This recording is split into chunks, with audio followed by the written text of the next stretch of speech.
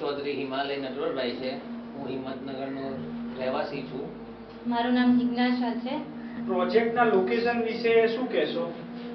પ્રોજેક્ટના લોકેશનમાં એવું છે કે ગાંધીનગરના સરગાસણ એરિયામાં એકદમ સૌથી નજીક છે, એકદમ વોકિંગ ડિસ્ટન્સ પર છે. સામે એની બાજુમાં જ આપણે અહીંયાથી નીકળતા આપણે રિલાયન્સ મોલ ને બધું નજીકમાં છે. લોકેશનમાં જોવા જઈએ તો એકદમ વોકિંગ ડિસ્ટન્સ છે ને એકદમ પ્રાઇમ લોકેશન છે.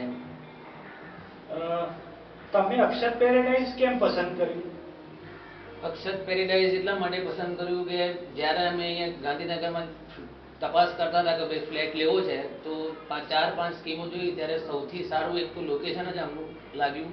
બીજું એમના હોલ અને સ્પેશિયસ જે કહેવાય આપણી જગ્યા એકદમ વાઇડ અને એકદમ હવા ઉજાસવાળું વાતાવરણ હતું એટલા માટે રાખ્યું. અને બીજું એક કે અહીંયા કોઈ કમર્શિયલ દુકાનો કે એવું કંઈ છે નહીં, ન્યુસન્સ નથી, એકદમ શાંત એટમોસ્ફિયર છે.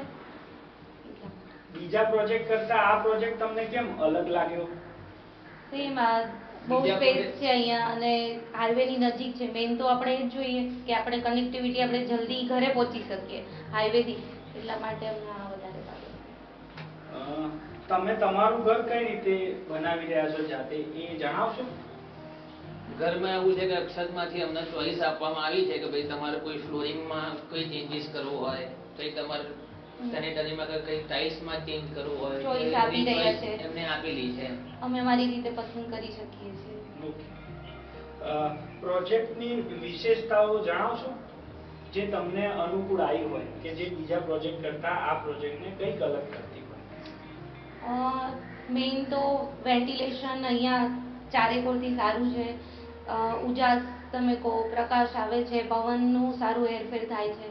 એ માટે ખાસ તો એ જોઈએ છે અત્યારે પેન્ડેમિક પછી કે વાતાવરણ સારું હોવું જોઈએ. બસ. ફ્લેટની સાઇઝ વિશે જણાવશો ચૌધરી સાહેબ?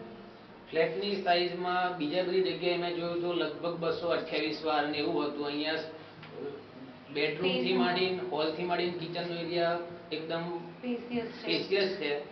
અને બીજું કે ભાવમાં બી બીજા બધાની કમ્પેરિઝનમાં સારું છે, એફોર્ડેબલ આવે. સોસાયટીની અંદર રોડ રસ્તા તમને કેવા લાગ્યા?